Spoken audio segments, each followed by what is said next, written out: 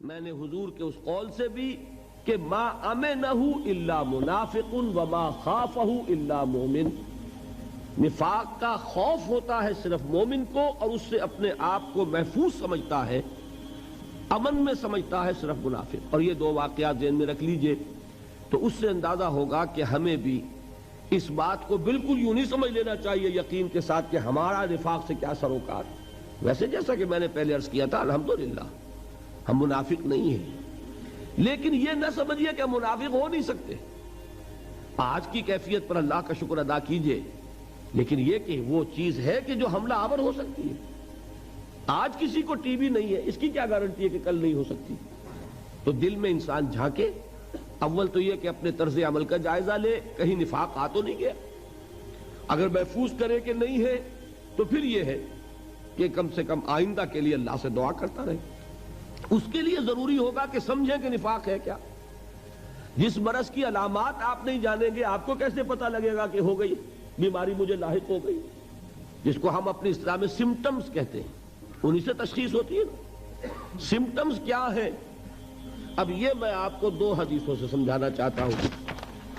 اس کو ہمارے علماء نے نفاق عملی سے تعبیر کیا ہے۔ میں اپنی تقسیم تو بعد میں عرض کروں گا کہ میں کس طور سے سمجھانا چاہتا ہوں کہ نفاق کی قسمیں کیا ہیں، لیکن علماء نے ایک اور طریقے سے اس کو سمجھایا۔ بات سمجھانے کا فرق ہے، حقیقت وہی ایک ہے۔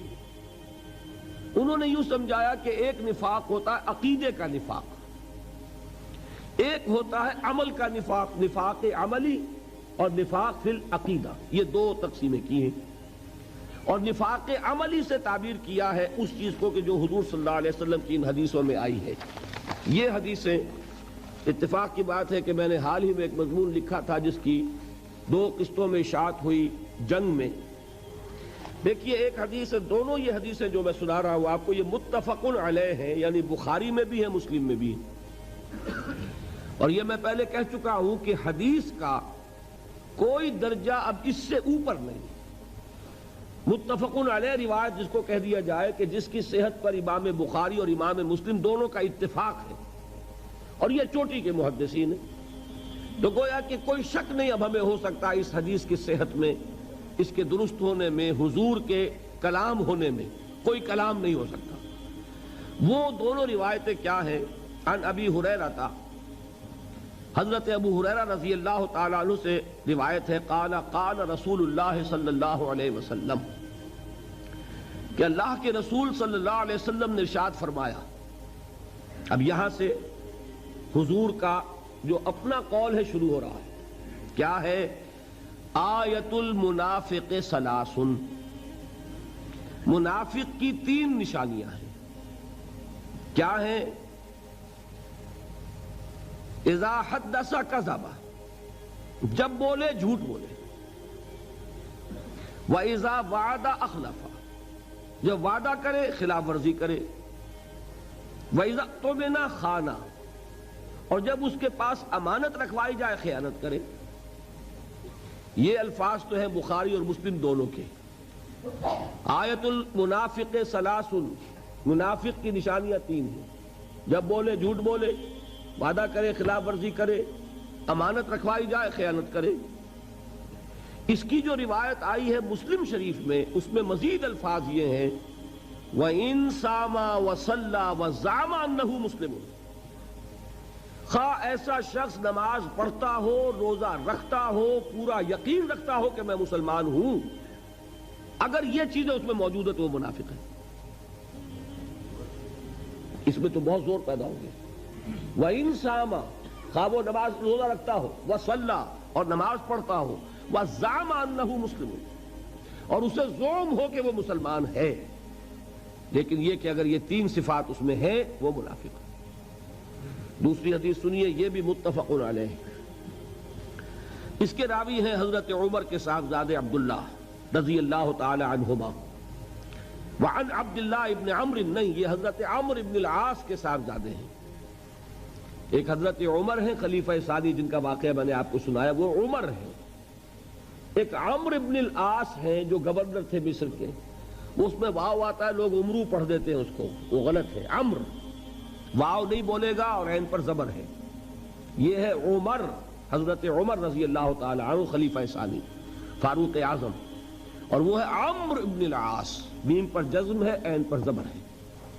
تو حضرت عمرو ابن العاص کے بیٹے کے نام بھی عبداللہ ہے، ان کی روایت ہے قال قال رسول اللہ صلی اللہ علیہ وسلم، وہ فرماتے ہیں کہ نبی اکرم صلی اللہ علیہ وسلم نے ارشاد فرمایا اربعن، چار خصلتیں ایسی ہیں من کن فیہ کان منافقا خالصا، کہ جس میں وہ چاروں ہوں گی وہ تو کٹر منافق ہوگا، خالص منافق۔ اب کوئی لفظ مشکل نہیں ہے اس میں، اربع یہ آپ سب جانتے ہیں، چار چیزیں، من کن فیہ جس میں وہ ہوں گی، کانا منافقا خالصا وہ خالص منافق ہوگا۔ اس خالص کا ہماری زبان میں کٹر جو ہے وہ صحیح مفہوم ہے۔ ومن کانت فیہ خصلۃ، اور جس میں ان میں سے ایک خصلت ہوگی، منہن ان میں سے، کانت فیہ خصلۃ من النفاق تو اس میں نفاق کی ایک خصلت ہوئی۔ اب اس کو آپ خود کیلکولیٹ کر لیجئے، 4 سے 100% منافق ہو گیا تو 1 سے 25% ہو گیا، 2 ہے تو 50% منافق ہے، 3 ہے تو 75% منافق ہے۔ یہ تو اس کے ہیں فل ان دی بلینکس۔ حضور نے 2 چیزیں بیان فرما دی، جس میں چاروں ہے وہ تو منافق ہے خالص 100%، جس میں ایک خصلت ہے اس میں اسی نسبت سے نفاق موجود ہے۔ وہ 4 کیا ہیں؟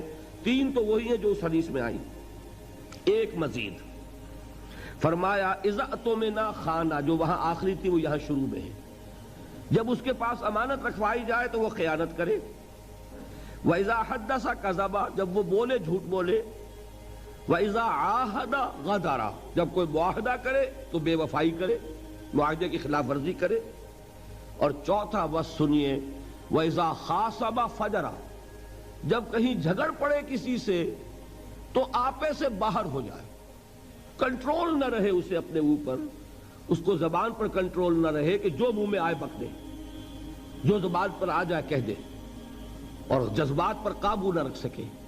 آخر اختلاف تو ہو ہی جاتا ہے، لیکن یہ کہ اختلاف میں بھی انسان وہ ہے کہ جو اپنے آپ کو قابو میں رکھے۔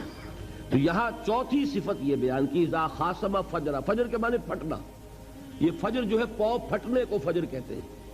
رات کی تاریکی کا پردہ چاک ہوتا ہے اور وہ دھاری نمودار ہوتی ہے، فجر ہے، والفجر ولیال عشر، تو پھٹنا اس میں ہے۔ اسی طرح آپ نے پڑھا ہوگا قرآن میں فنفجرت منہ اثنتا عشرۃ عینا، وہ چٹان پر جب عصا پڑا تھا حضرت موسیٰ علیہ السلام کا تو اس میں سے پھوٹ بہے 12 چشمے، تو فجر کا مفہوم ہے پھٹ جانا۔